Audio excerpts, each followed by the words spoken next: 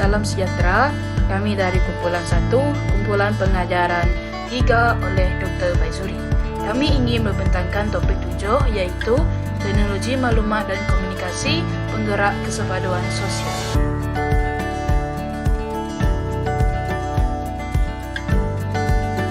Saya Muhammad Syakir dan saya akan memberikan pengenalan tentang teknologi maklumat dan komunikasi penggerak kesepaduan sosial. Teknologi maklumat dan komunikasi (TMK) memainkan peranan penting dalam menyatukan masyarakat pada era digital hari ini. Melalui media sosial, aplikasi mesej dan pelbagai platform dalam talian, TMK memudahkan penyebaran maklumat serta meningkatkan interaksi antara individu tanpa mengira jarak. Kemudahan ini membantu membina hubungan yang lebih rapat, menggalakkan kerjasama, dan memperkukuh semangat perpaduan dalam kalangan masyarakat. Oleh itu, teknologi maklumat dan komunikasi menjadi alat yang berkesan dalam memupuk kesepaduan sosial di dunia moden. Sekian dan terima kasih. Kaedah yang kami gunakan adalah soal selidik.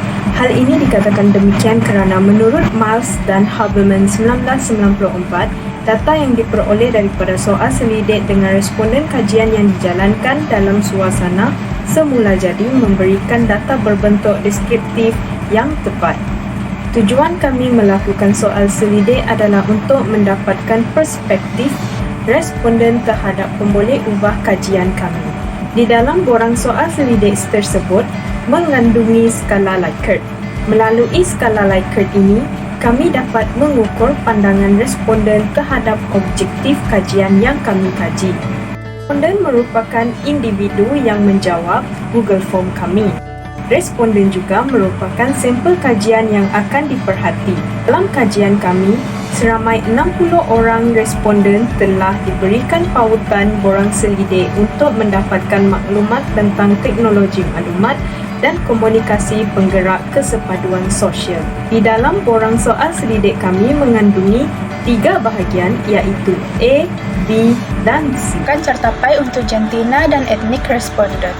Bagi cartapai jantina, hasil dapatan menunjukkan perempuan lebih banyak memberi respon, iaitu sebanyak 70%, manakala lelaki menunjukkan bilangan 30%.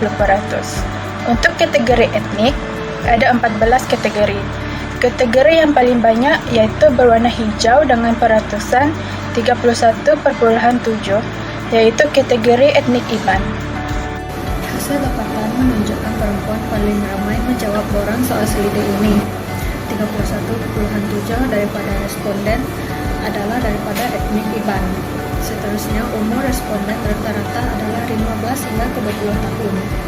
Kebanyakan responden menggunakan WhatsApp sebagai aplikasi TMK yang paling kerap digunakan. Graf 1. Interaksi rakan berbilang latar belakang etnik. Lebih daripada 40 responden sangat bersetuju bahawa media sosial memudahkan interaksi dengan rakan dari pelbagai latar belakang etnik. Ini menunjukkan yang media sosial memainkan peranan penting sebagai jambatan sosial. Graf kedua mengekalkan hubungan dengan masyarakat berlainan etnik. Sama seperti graf 1, majoriti responden juga sangat bersetuju bahawa aplikasi komunikasi membolehkan mereka mengekalkan hubungan yang baik dengan masyarakat berlainan etnik, mengukuhkan peranan teknologi dalam hubungan antara etnik. Peranan kandungan dan TMK dalam budaya selain interaksi, tujuan ini untuk menyentuh tentang peranan kandungan digital dan TMK dalam pemahaman budaya. Kita berpindah ke graf 3 pula. Graf 3 mempunyai kandungan dalam talian dan pemahaman budaya lain.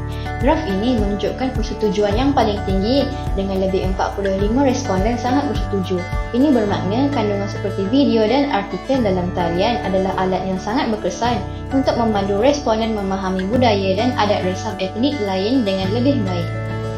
Kita berpindah kepada rakan seterusnya. Baiklah, saya akan menyambung penerangan Nur Husna, iaitu saya akan menerangkan graf yang keempat. Penggunaan TMK untuk berkongsi maklumat budaya sendiri. Menariknya, walaupun terdapat persetujuan yang tinggi, graf ini menunjukkan corak yang sedikit berbeza. Terdapat lebih ramai responden yang memilih jawapan bersederhana atau tidak pasti berbanding graf lain. Walau bagaimanapun, seramai 21 orang responden bersetuju menggunakan TMK untuk berkongsi maklumat tentang budaya dan tradisi etnik mereka sendiri. Bagi bahagian C, Rata-rata responden sangat bersetuju dengan kesemua kenyataan yang dipaparkan. Berdasarkan hasil dapatan soal selidik bahagian C, responden mempunyai pandangan positif terhadap penggunaan teknologi maklumat komunikasi dalam kehidupan harian dan perkongsian maklumat. Namun begitu, mereka juga sadar akan terdedah terhadap risiko penggunaan TMK, terutamanya penyebaran berita palsu dan potensi pecahan etnik yang boleh menjejaskan kesepaduan sosial. Secara keseluruhan, dapatan menunjukkan bahawa penggunaan teknologi maklumat dan komunikasi iaitu TMK memberi kesan positif terhadap kehidupan seharian serta memainkan peranan penting dalam menggerakkan kesepaduan sosial. Penggunaan TMK dapat membantu memudahkan komunikasi antara individu tanpa mengira jarak, menggalakkan kerjasama, meningkatkan interaksi sosial dan mengeratkan hubungan dalam masyarakat. Data soal selidik dalam poster juga menunjukkan majoriti responden bersetuju bahawa teknologi maklumat dan komunikasi memudahkan penyebaran maklumat, menghubungkan komuniti pelbagai latar belakang serta meningkatkan pemahaman antara satu sama lain. Walau bagaimanapun, penggunaan teknologi maklumat dan komunikasi secara berlebihan boleh membawa kesan negatif seperti kurangnya interaksi fizikal dan kebergantungan teknologi. Oleh itu, penggunaan teknologi maklumat dan komunikasi perlu seimbang dan beretika supaya manfaatnya dapat dimaksimumkan sekaligus membantu membentuk masyarakat yang bersatu, harmoni dan inklusif. Paparan berikut menunjukkan sumber rujukan yang telah kami gunakan.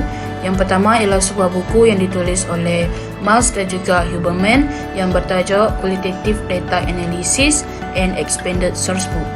Yang kedua ialah laporan perkembangan teknologi maklumat dan komunikasi di Malaysia yang dilakukan pada tahun 2023. Yang ketiga ialah Internet User Surveys pada tahun 2022. Rujukan nombor 2 dan nombor 3 kedua-duanya diperoleh daripada MCMC.